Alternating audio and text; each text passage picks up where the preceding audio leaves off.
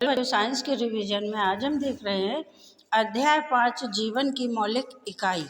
तो जीवन की मौलिक यानी फंडामेंटल यूनिट ऑफ लाइफ क्या है? हमारे जीवन की मौलिक इकाई यानी हमारा शरीर का संगठन किन संरचनाओं से हुआ है और उन संरचना में सबसे मुख्य आवश्यक संरचना कौन सी है जिससे कि हमारे शरीर की संरचना हुई है। तो बच्चों, हमारे जीवन की मौलिक इकाई जो है वो कोशिका का मतलब होता है सेल या छोटा कमरा। तो हमारे शरीर की संरचना बहुत सी इकाइयों के मिलने से हमारे शरीर की संरचना हुई है।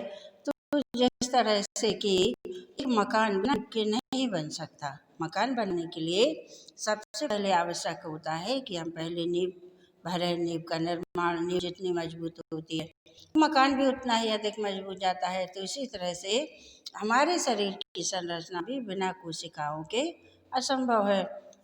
हाँ, ऐसे कुछ जीव होते हैं जो कि सरल संरचना वाले यानी एक कोश के जीव होते हैं। तो उनका शरीर के संरचना बहुत सरल होती है और सूक्ष्म जीव भी जो कहलाते हैं उनका शरीर का संगठन एक कोशिका से होता है। लेकिन जो विशिष्ट या जटिल संरचना वाले जीव होते हैं जैसे कि मानव है और अन्य जीव जंतु हैं, तो इनकी शारीरिक संरचना बहुकोशिकीय यानी बहुत अधिक कोशिकाएं हैं मिलके इनके शरीर की संरचना बनाती हैं। तो बच्चों, कोशिका एक जीवित इकाई होती है जिसमें हमारे जीवन के लिए आवश्यक सभी अंगक कोशिका में पाए जाते हैं। ठीक है, कोशिका में जीव द्रव्य होता है। जीव द्रव्य में माइटोकॉन्ड्रिया होती है, लाइसोसोम होता है, राइबोसोम होता है, आरएनए होता है, लिपिड होते हैं, प्रोटीन होते हैं। तो ये सारे अंग जो है, नाभिक होता है कोशिका में, नाभिक के अंदर गुणसूत्र पाए जाते हैं। ये जंतु कोशिका में और पादप कोशिका में हरित लवक होता है जिससे कि पौधे वृद्धि और विकास करते हैं और ये अपना भोजन बनाते हैं। ठीक है बच्चों, तो कोशिका किससे बनी होती है? कोशिका का संरचनात्मक संगठन। तो देखा जाए तो कोशिकाओं में 3 गुण दिखाई देते हैं जैसे प्लाज्मा झिल्ली, केंद्रक और कोशिका द्रव्य। प्लाज्मा झिल्ली यानी कोशिका की बाहर की जो झिल्ली होती है वह अर्धपारगम्य होती है। ठीक है, अर्धपारगम्य यानी जो आवश्यक पदार्थ हैं जैसे जल है, ऑक्सीजन है, एक कोशिका के अंदर विसरण के द्वारा पहुंचते हैं। ठीक है, अर्धपारगम्य यानी बहुत महीन बारीक छिद्र इसमें होते हैं जिसमें कि आवश्यक पदार्थ कोशिका के अंदर प्रवेश करते हैं और कोशिका में बनने वाले पदार्थ जैसे कार्बन डाइऑक्साइड है और अन्य अपशिष्ट पदार्थ भी विसरण के द्वारा ही अर्धपारगम्य झिल्ली से होते हुए कोशिका से बाहर निकल जाते हैं। तो प्लाज्मा झिल्ली यानी कोशिका के बाहर जो झिल्ली होती है जो कोशिका के सभी अंगकों को सुरक्षित रखती है वह प्लाज्मा झिल्ली कहलाती है। प्लाज्मा झिल्ली अर्धपारगम्य होती है और कोशिका के ठीक मध्य में केंद्रक होता है। ठीक है, और केंद्रक और प्लाज्मा झिल्ली के मध्य में जो द्रव भरा रहता है तो वह कोशिका द्रव्य कहलाता है। केंद्रक और प्लाज्मा झिल्ली के मध्य में जो द्रव होता है वह कोशिका द्रव्य कहलाता है। तो कोशिका द्रव्य में 50% प्रोटीन और जल, 50% जल 50% प्रोटीन, ये दोनों मिलके भरे हुए रहते हैं और कोशिका के जितने भी अंग हैं वह कोशिका द्रव्य में ही इधर उधर बिखरे हुए और पाए जाते हैं। ठीक है, तो सबसे पहला आता है प्लाज्मा झिल्ली। कोशिका के अंगक में हम देख रहे हैं प्लाज्मा झिल्ली। तो यह कोशिका की सबसे बाहरी परत है जो कोशिका के घटकों को बाहरी वातावरण से अलग रखती है। प्लाज्मा झिल्ली कोशिका के अंगों को कोशिका के बाहर के अंगों से, कोशिका के बाहर के पदार्थों से अलग रखती है, यानी कोशिका अंगों को ये बाहर के पदार्थों में मिलने नहीं देती। यह प्लाज्मा झिल्ली जो होती है तो वह कुछ पदार्थों को ही अंदर जाने देती है, वह पदार्थ जो कोशिका के लिए आवश्यक होते हैं। प्लाज्मा झिल्ली उन्हीं पदार्थों को कोशिका के अंदर जाने देती है और जो कोशिका में जो अपशिष्ट पदार्थ होते हैं या कोशिका में जो अनावश्यक पदार्थ हैं, जैसे कार्बन डाइऑक्साइड का निर्माण होता है माइटोकॉन्ड्रिया में। जब भोजन का अपचयन होता है, भोजन का पाचन होता है, तो उस समय बच्चों ग्लूकोज बनता है और कार्बन डाइऑक्साइड और जल बनते हैं। तो कार्बन डाइऑक्साइड प्लाज्मा झिल्ली से होते हुए कोशिका के बाहर निकल जाते हैं। तो इसका मतलब है कि जो प्लाज्मा झिल्ली जो होती है, वह कोशिका के अंदर उन्हीं पदार्थों को आने देती है जो कोशिका के लिए आवश्यक होते हैं, और कोशिका से बाहर उन पदार्थों को निकालती है जो कोशिका के लिए अनावश्यक होते हैं। तो इसलिए इन पदार्थों को अंदर बाहर यानी विसरण के कारण ही कोशिका झिल्ली को वर्णात्मक पारगम्य झिल्ली कहा जाता है।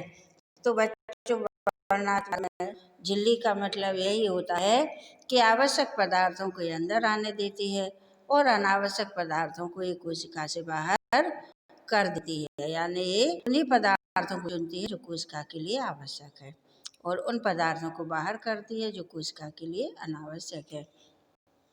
तो इस तरह से प्लाज्मा झिल्ली जो कि अर्ध पारगम्य होती है, इसको वर्णात्मक पारगम्य झिल्ली कहा जाता है।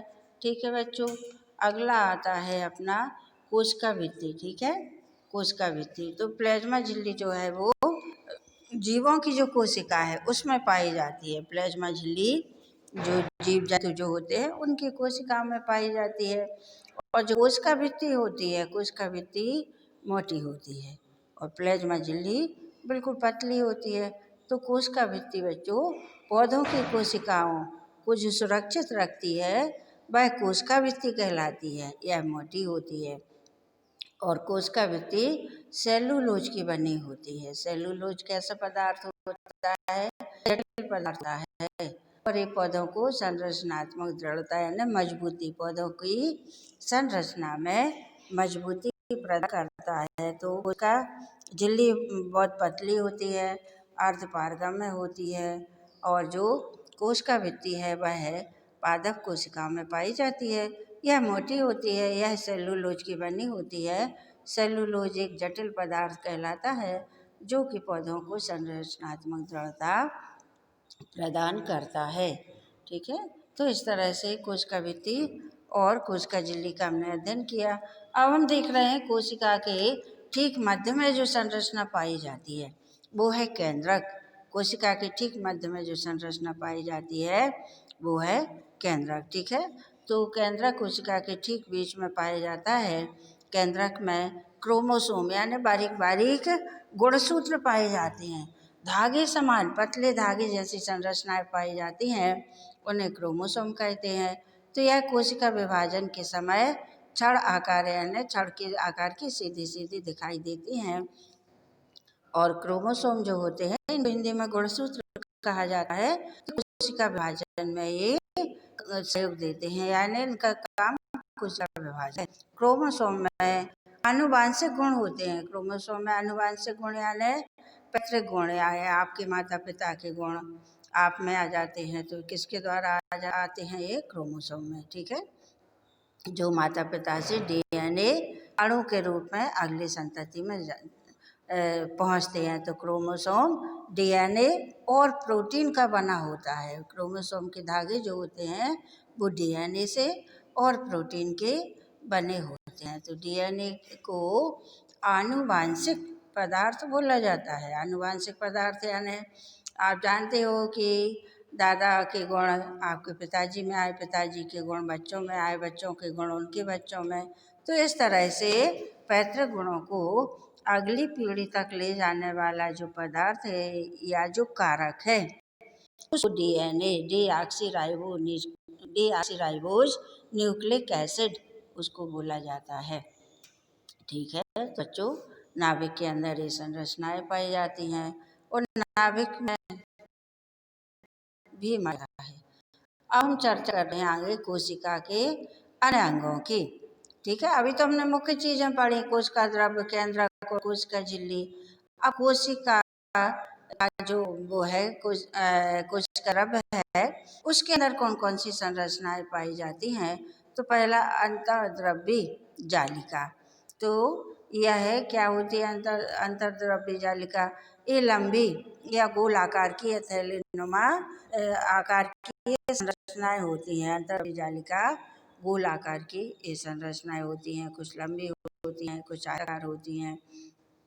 तो ये प्लाज्मा झिल्ली के समान होती हैं, संरचना में ये प्लाज्मा झिल्ली के समान होती हैं। ये दो प्रकार की होती हैं, एक खुरदरी और दूसरी चिकनी। ठीक है, तो जो खुरदरी होती है उस पर राइबोसोम, कहीं कहीं राइबोसोम लगे होते हैं। राइबोसोम यानी बारीक राइबोसोम जो कि प्रोटीन का निर्माण करता है। राइबोसोम को प्रोटीन की फैक्ट्री बोला जाता है क्योंकि राइबोसोम में प्रोटीन का निर्माण होता है। तो कहीं कहीं अंतर्द्रव्य जालिका खुरदरी होती है तो उस पर राइबोसोम लगे रहते हैं। ठीक है, अगला बच्चों हम देख रहे हैं गोल्जी उपकरण। तो गोल्जी उपकरण जो है झिल्ली वाली एक पुटिका होती है। पुटिका यानी एक छोटी सी गोल संरचना होती है झिल्ली वाली, लंबाकार छड़ाकार होती है या गोल संरचना होती है जो कि एक दूसरे के ऊपर समांतर रूप से सजी रहती है, यानी एक दूसरे से लंबी लंबी ये चिपकी रहती हैं।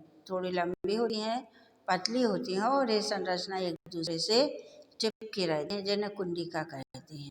ठीक है, इन झिल्लियों का संपर्क किससे होता है? अंतर्द्रव्य जालिका से होता है और इसलिए जटिल कोशिकीय झिल्ली तंत्र के दूसरे भाग को बनाती है। ठीक है, अब गोल्गी उपकरण का क्या कार्य है कि अंतर्द्रव्य जालिका में जो पदार्थ बनते हैं उनको गोल्गी उपकरण में पैक किया जाता है और उन्हें कोशिका के अंदर और बाहर विभिन्न क्षेत्रों में भेज दिया जाता है। ठीक है, इस कार्य में शामिल है पुटिका के में पदार्थों का संचय, रूपांतरण और बंद करना। तो कौन से कार्य हैं गोल्गी उपकरण के?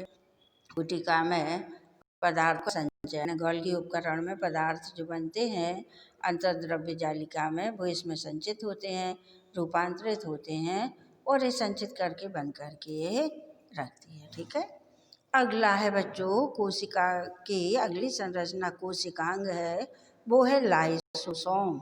ठीक है, तो लाइसोसोम जो है इसको कोशिका की सफाई करने वाला अंग कहा जाता है। लाइसोसोम को कोशिका की सफाई करने वाला अंगक माना जाता है। क्या माना जाता है? क्योंकि कोशिका के अंदर जो लाइसोसोम नामक संरचना होती है यह 20 प्रकार के एंजाइमों से बनी होती है। लाइसोसोम 20 प्रकार के एंजाइमों से मिलकर बनता है। इसका कार्य क्या है?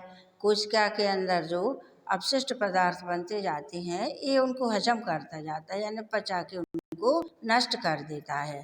तो यानी कोशिका की एक तरह से अंदर से ये सफाई रखती है। ठीक है, जो अनावश्यक पदार्थ हैं उनको ये पचा के हजम करती जाती है, यानी कोशिका से नष्ट करती जाती है। इसलिए इसे कोशिका की सफाई वाला अंग कहा जाता है। लेकिन कभी कभी ऐसा होता है कि मान लो हमें चोट आते कारणों से कोशिका को चोट लगी और कोशिका के अंदर जो लाइसोसोम है उसको भी चोट लगी, तो लाइसोसोम की झिल्ली अगर किसी कारणवश फट गई, लाइसोसोम की झिल्ली अगर किसी कारणों से फट गई तो जितने 20 प्रकार के एंजाइम हैं लाइसोसोम में ये सभी के सभी एंजाइम फिर पूरी कोशिका में फैल जाते हैं। झिल्ली फटने से लाइसोसोम के 20 एंजाइम पूरी कोशिका में फैल जाते हैं। तो जो काम लाइसोसोम करता है, क्या करता है? लाइसोसोम तो केवल अपशिष्ट पदार्थों को हजम करता है, लेकिन ये एंजाइम कोशिका के अंदर जितनी भी चीज़ें हैं उन सबको ये पचा देते हैं, उन सबको हजम करते हैं। तो इस तरह से कोशिका के अंदर रहते हुए भी कोशिका के लिए ही ये नष्ट कर देती है। यानी जिस कोशिका में रहती है अगर किसी कारणवश इसकी झिल्ली फट जाए तो ये उसी कोशिका को नष्ट कर देती है जिसके अंदर ये रहती है। तो इसीलिए लाइसोसोम को आत्मघाती थैली जाता है, यानी जिसमें रहती है ये उसी को नष्ट कर देती है। तो लाइसोसोम को आत्मघाती थैली कहा जाता है। ठीक है, अगला है बच्चों, अगला हमारा आता है माइटोकॉन्ड्रिया। माइटोकॉन्ड्रिया, ठीक है, तो जिस तरह से कि बच्चों लाइसोसोम को कोशिका की आत्मघाती थैली कहा जाता है और यह कोशिका के लिए खतरनाक साबित भी हो सकती है। अगर व्यक्ति को चोट लग जाए और कोशिका के अंदर लाइसोसोम की झिल्ली फट जाए तो वो पूरी कोशिका ही को पचा देती है। ठीक है, तो इसे आत्मघाती कहा जाता है लाइसोसोम को। अगला जो हम देख रहे हैं वो है माइटोकॉन्ड्रिया। माइटोकॉन्ड्रिया को कोशिका का पावर हाउस या ऊर्जा ग्रह या बिजली घर कहा जाता है। माइटोकॉन्ड्रिया को कोशिका का पावर हाउस या ऊर्जा ग्रह या बिजली घर कहा जाता है। क्यों कहा जाता है? क्योंकि माइटोकॉन्ड्रिया हमारे जीवन को चलाने के लिए हमें ऊर्जा की आपूर्ति करता है। हमारे शरीर में जो ऊर्जा आती है, जो हम जो कार्य करते हैं तो उन कार्यों को करने के लिए ऊर्जा माइटोकॉन्ड्रिया के द्वारा मिलती है। तो माइटोकॉन्ड्रिया में कहाँ से आती है? माइटोकॉन्ड्रिया भोजन का पाचन करता है। हम जो भोजन करते हैं तो भोजन हमारी छोटी आंत में पहुँच के रक्त केशिकाएं भोजन को अवशोषित कर लेती हैं और ये रक्त केशिकाएं कोशिका के माइटोकॉन्ड्रिया तक पहुंचाती हैं। माइटोकॉन्ड्रिया ऑक्सीजन से क्रिया करके इस भोजन को पचाता है, जिससे ऊर्जा बनती है, कार्बन डाइऑक्साइड बनता है और जल बनता है। तो इस तरह से ऊर्जा माइटोकॉन्ड्रिया में बनती है, वो इसी में संचित रहती है, जिससे हमें हमारे शरीर को कार्य करने के लिए हमें ऊर्जा प्राप्त होती है और आवश्यकता पड़ने पर यही ऊर्जा हमारे दैनिक जीवन के अन्य कामों में उपयोग की जाती है। तो ऊर्जा को अपने अंदर संचित रखने के कारण ही माइटोकॉन्ड्रिया को बिजली घर, कोशिका का बिजली घर या पावर हाउस, जैसे कि पावर हाउस में बिजली सुरक्षित रहती है, बिजली सुरक्षित रहती है, इसी तरह से माइटोकॉन्ड्रिया में ऊर्जा का भंडार रहता है, जो हमारे शरीर को कार्य करने के लिए हमें ऊर्जा या शक्ति देती है। ठीक है बच्चों, तो इस तरह से आज हमने देखा कोशिका या जीवन की आधारभूत संरचना या मौलिक इकाई जो है कोशिका। जैसे अगर कोशिका नहीं होगी तो हमारे शरीर की संरचना नहीं होगी, भोजन का पाचन नहीं होगा, श्वसन नहीं होगा और हमारे जो है RNA DNA है, यानी कोशिका हमारे जीवन से संबंधित सभी आवश्यक पदार्थ कोशिका में ही पाए जाते हैं। ओके बच्चों।